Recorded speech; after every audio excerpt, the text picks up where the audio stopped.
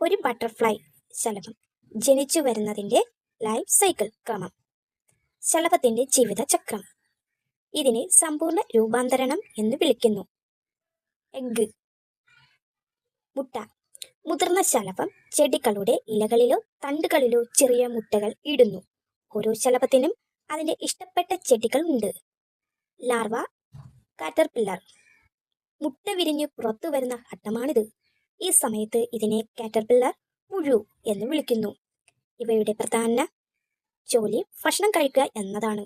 ഇവ വളരെ വേഗത്തിൽ വളരുകയും പലതവണ പുറംതൊലി മോൾട്ടിംഗ് മാറ്റുകയും ചെയ്യുന്നു. Pupa, chrysalis.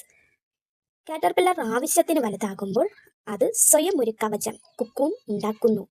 ശലഭങ്ങളുടെ ഈ കവചത്തെ ക്രിസാലിസ് എന്ന് വിളിക്കുന്നു. ഈ കവചത്തിനുള്ളിൽ കാറ്റർപില്ലറിന്റെ ശരീരം വലിയ മാറ്റങ്ങൾക്ക് വിധേയമാകുന്നു. ഇതാണ് രൂപാന്തരണം നടക്കുന്ന ഘട്ടം. മുതിർന്ന ശലഭം രൂപാന്തരണം പൂർത്തിയാക്കി ക്രിസാലിസ് പൊട്ടിച്ച് ചിറകുകളുള്ള മുതിർന്ന ശലഭം പുറത്തുവരുന്നു. ഇവയുടെ പ്രധാന ജോലി പ്രജനനം റീപ്രൊഡക്ഷൻ നടത്തുകയും വീണ്ടും മുട്ടകൾ ഇടുകയും ചെയ്യുക എന്നതാണ്. ഇവ പൂക്കളിലെ തേൻ കുടിച്ചാണ് ജീവിക്കുന്നത്. ഈ 4 ഘട്ടങ്ങൾ ചേർന്നതാണ് ഒരു ശലഭത്തിന്റെ ജീവിതചക്രം പൂർത്തിയാകുന്നത്.